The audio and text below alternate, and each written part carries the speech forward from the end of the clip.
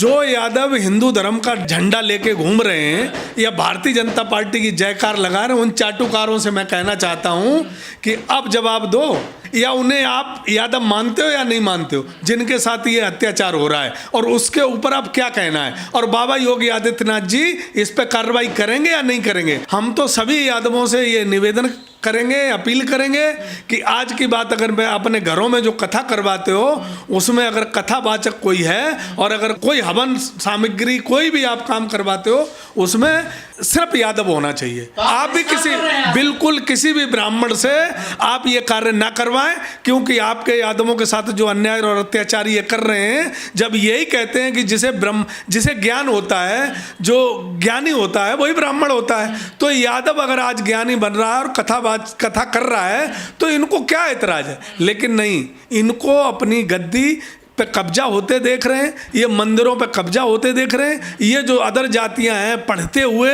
और आगे शिक्षा में इन्होंने अपना नाम कमाया है, इसलिए इनको ये चिढ़न है, ये जलन है। देखो, जो यादव क्षत्रिय समझते हैं उनको ये बात समझ जाना चाहिए कि हिंदुस्तान में आदरणीय अखिलेश यादव जी से बड़ा राजनीतिक परिवार किसी का नहीं है। और उनकी जो वाइफ हैं, उनकी जो डिम्पल यादव बीवी हैं, वो भी क्षत्रिय समाज से आती हैं, लेकिन तब भी वो उन्हें क्षत्रिय नहीं मानते, तब भी वो शूद्र मानते। भरे सदन में कहा गया था अगर संविधान नहीं होता तो अखिलेश यादव सैपई में भैंस चरा रहे होते। जो यादव ये समझते हैं कि मैं डेवलप हो गया हूं, मैंने गाड़ियां ले ली हैं, मैंने घर बना लिया है, मैंने फार्म हाउस ले लिया, मैं डेवलप हो गया हूं, मैं उनको कहना चाहता हूं कि आप डेवलप नहीं हुई है। सामाजिक तरीके से अभी भी आप पिछड़े हो, और जो वर्ण व्यवस्था में आपको शूद्रों की जगह दी गई है वो सही में आपको शूद्रों की जगह दी गई है। आप शूद्र हो, आप गाड़ी घोड़ा और आपने ताम झाम बनाने से आप शूद्र से बाहर नहीं निकल जाओगे। जो बाबा साहब ने पूरा संविधान बनाया था, उस बाबा साहब को ये आज भी विरोध करते हैं और उस टाइम भी विरोध किया था।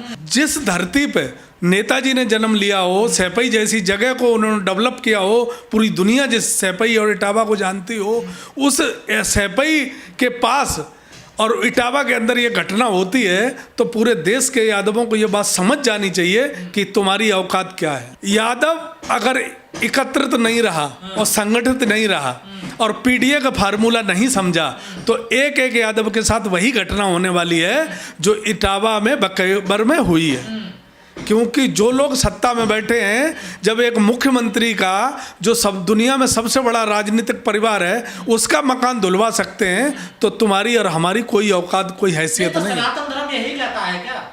सनातन धर्म, सिर्फ सनातन धर्म की बात वो तब करते हैं और हिंदू धर्म की बात तो तब करते हैं जब यादवों का वोट लेना होता है या पीडीए का वोट लेना होता है, अदर कास्ट का वोट लेना होता है। अब उन्हें कोई वोट नहीं चाहिए, वोट चाहिए 2027 में। तो 2027 में तब वो फिर सनातन की बात करेंगे, हिंदू धर्म की बात करेंगे। अभी तो फिलहाल उन्हें अगर बात करनी है, ब्राह्मण समाज का कथावाचकों पर सरकार का पूरा संरक्षक मिला हुआ है भाई।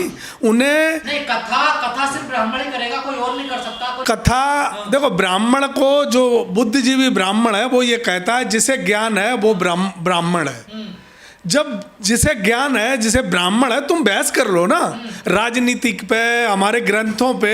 जो यादव कथावाचक है उनसे बहस कर लो, ये उनके बस की है नहीं, बहस कर नहीं सकते। तो अब सत्ता के जो चाटुकार लोग हैं, सत्ता का संरक्षक पाके ये तो सब किया, तो शुरू तो वहीं से हुआ है ना। 21वीं सदी में बाल काटे जा रहे हैं, देख रहे हैं कितनी अफसोसजनक बात है ये भाई। रगड़वाई जा रही है, पैरों में गिरवाया जा रहा है। देखिए, मैं ये कह रहा हूँ कि जो राजनीति में हमारे बाबा जी बैठे हैं, आदरणीय मुख्यमंत्री जी, उन्होंने जो अखिलेश यादव जी का घर धुलवाया था, जो खाली किए हुए बंगला धुलवाया था, तो वो 21वीं सदी में जो सरकार में बैठे हैं वो कौन सी सदी में, वो क्या चाहते हैं। तो उन्हीं के तो जो पाले हुए लोग हैं, उन्हीं की विचारधारा के जो लोग हैं, जो यादवों को दुश्मन मानते हैं, और ये पूरी सरकार यादवों को दुश्मन मानती है। अब तक